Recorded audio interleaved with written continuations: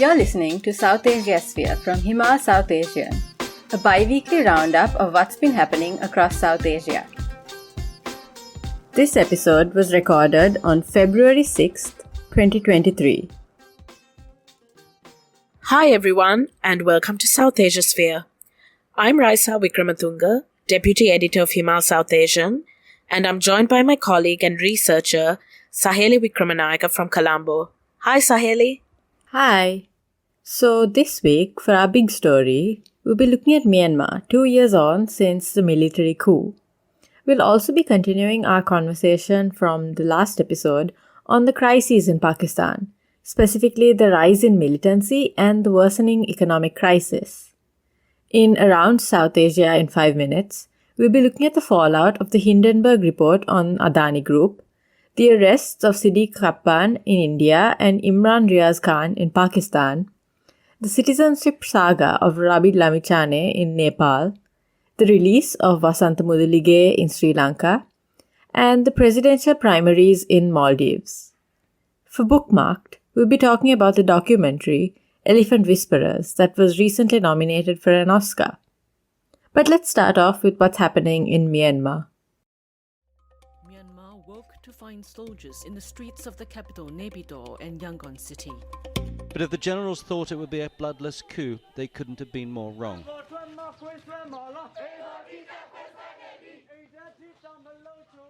February 1st actually marks 2 years since the military coup in Myanmar.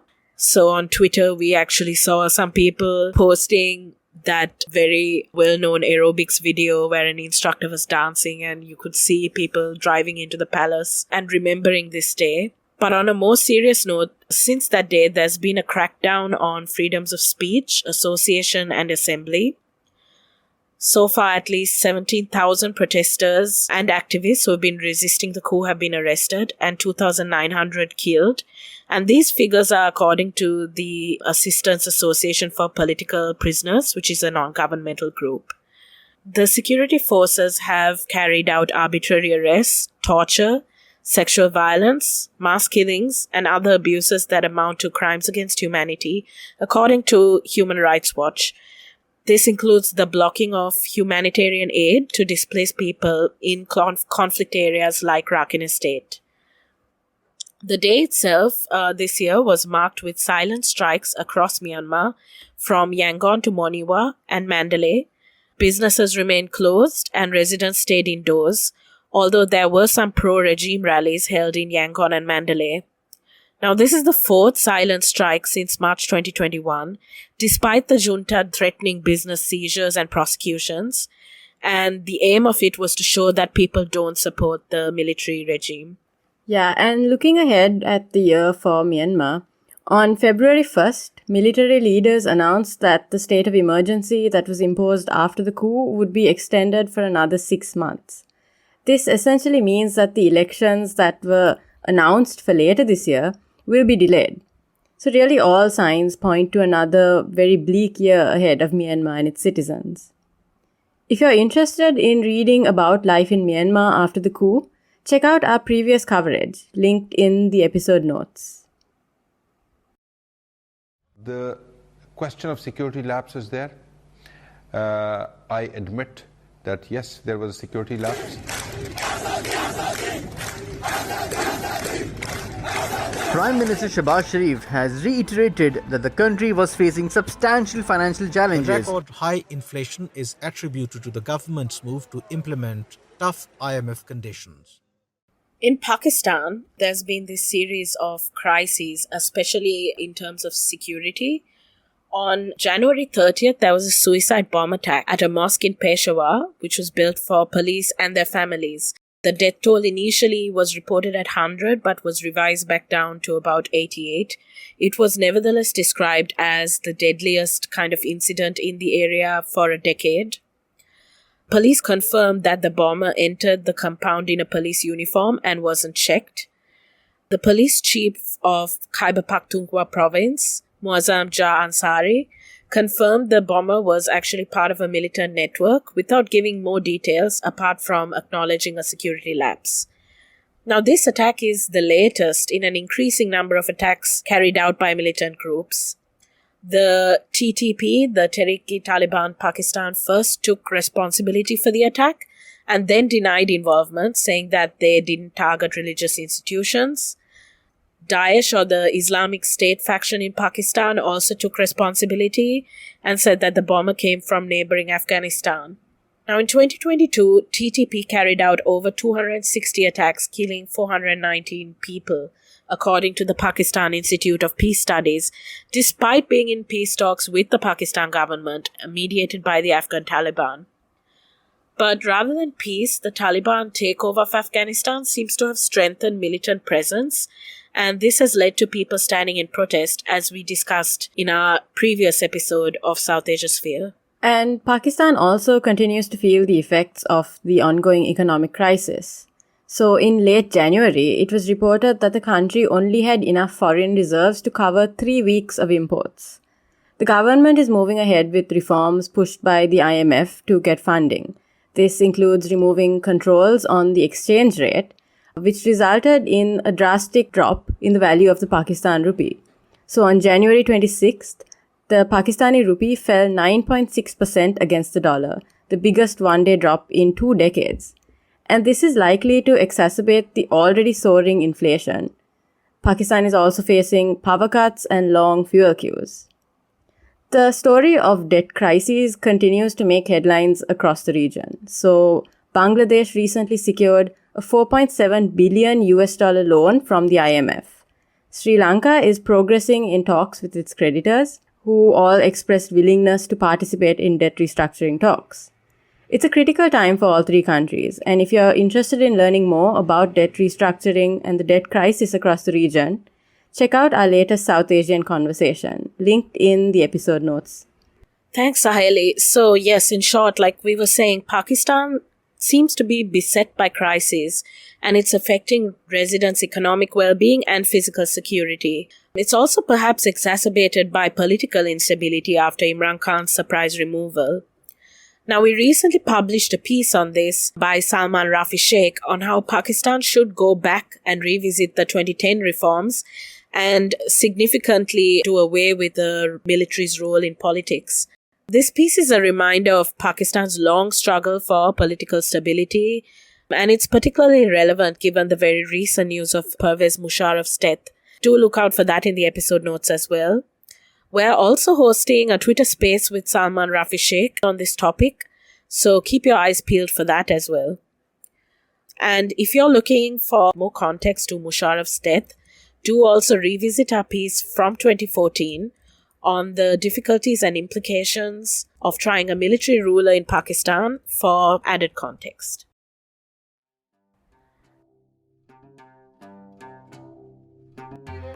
And now for our next segment, Around South Asia in 5 minutes.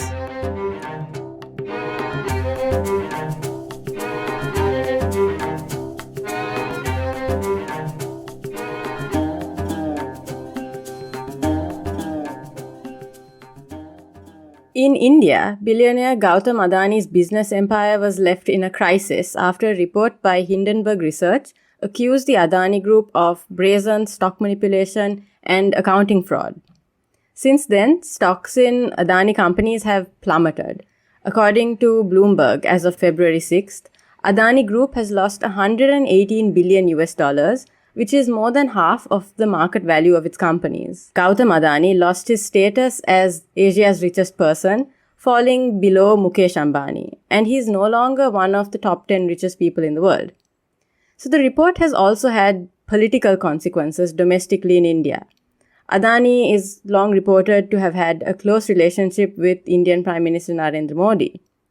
This has become an issue in both houses of the Indian Parliament, which were adjourned recently after the opposition called for a probe into the allegations made in the report. The Indian National Congress announced that it will be holding protests on February 6th and accused Modi and his government of using public money to help the Adani Group.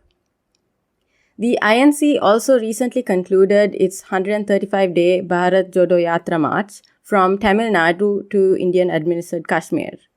The INC said that this march was in protest against the nationalist policies of the BJP.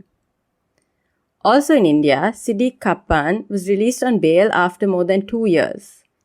He was arrested in Uttar Pradesh when he was covering a story about the rape of a Dalit woman.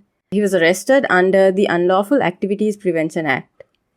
Similarly, in Pakistan, journalist Imran Riaz Khan was arrested on charges of hate speech and inducing violence under the Prevention of Electronic Crimes Act. Soon after, on February 3rd, the Lahore High Court ordered his immediate release. Both the UAPA and the PECA have been criticized as tools for the state to curtail freedom of expression, including of journalists. In Nepal, a member of the fledgling Rashtriya Swatantra Party, Rabi Lamichchane, found himself briefly stateless after the Supreme Court ruled that he had not applied for Nepali citizenship after giving up his US citizenship to contest in the elections. However, he was able to complete the process within 2 days, and he was promptly reappointed as party head, although he lost his cabinet position as Deputy Prime Minister and of Minister of Home Affairs. Analysts questioned why he had been allowed to contest and why he hadn't applied for citizenship before deciding to contest. Just another day in turbulent Nepali politics. And in Sri Lanka, student activist Wasantha Mudalige was released from cases against him under the draconian Prevention of Terrorism Act on January 31st. He spent 5 months in custody under the charges. The chief magistrate who released him said that the evidence suggested that the PTA was being willfully misused against him to keep him imprisoned. Now, Mudalige was a key figure in the Sri Lankan protests last year, and on January 30th, 12,000 affidavits seeking his release were handed over to the Attorney General. The PTA has long been used against minority Tamil and Muslim communities in Sri Lanka, and the government is now using it as a part of its effort to quash protests, especially against the economic crisis. From the Maldives, on January 28th, the Maldives held presidential primaries, with the incumbent President Ibrahim Soli pitted against former ally Mohammad Nasheed.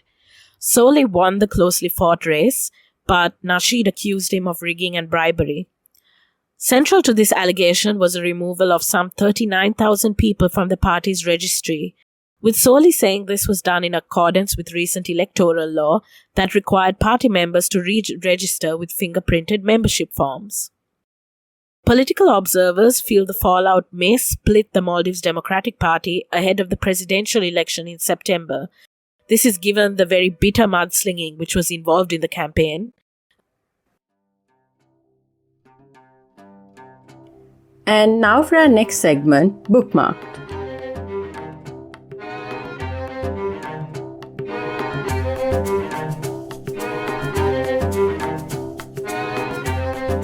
Raisa, do you have any recommendations for this week?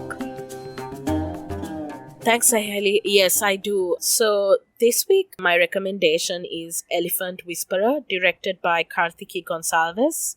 The reason I'm recommending it is because there's been a lot of hype recently on RRR being nominated for the Oscars, and the two other films from the region, being The Elephant Whisperer and All That Breathes, they've kind of got overshadowed. So I thought that we should throw some light on these documentaries. And Elephant Whisperer in particular kind of follows the story of an orphaned elephant called Raghu and a couple, Bomman and Belly, who are tasked with caring for him. And it's set in the Teppakadu elephant camp in Ooty. It's a really heartwarming story about how they build this bond with this young elephant and kind of treat him almost as a member of the family. So it's kind of about coexistence, how they live in balance with nature. It's a very heartwarming story about elephant conservation as well. As I watched it, though, I couldn't help but also recall that poaching is a big issue in the South Asian region. At least in Sri Lanka, similar sanctuaries have sadly become a vehicle for elephants to be trafficked to temples and be given over as kind of gifts to the wealthy. And sadly, after the presidential election, laws were reversed to allow this to happen again. So yeah, I was thinking about all of that while I was watching this and the kind of darker side to it. But I think this movie really shows what happens when a family can kind of build a good rapport and kind of, really nurture these young kind of orphaned elephants. Yeah, I watched it as well, and I have similar thoughts on it. I also couldn't help but think about the human-elephant conflict itself and how the documentary kind of brushes over the issue. It had the opportunity, I think, to maybe delve a little further into it, but I still enjoyed it. I think it was very heartwarming, and I loved the way that the relationships between the humans and the elephants are portrayed, and the relationships between the humans themselves was portrayed. It was very sweet and a nice watch, let's say. Yes, a very wholesome watch and a good counterpoint to all the madness that we're reading in the news. And on that note, that's it for this edition of Southasiasphere. We'll be seeing you in 2 weeks. Bye! Bye! Thank you for listening to Southasiasphere. Follow us on Apple Podcasts, Spotify, YouTube, SoundCloud, and Himal South Asian social media channels to make sure you don't miss the next episode. Head to our website, himalmag.com, to see more of Himal's work. And please support our work by becoming a member. Check out our membership plans at himalmag.com/membership.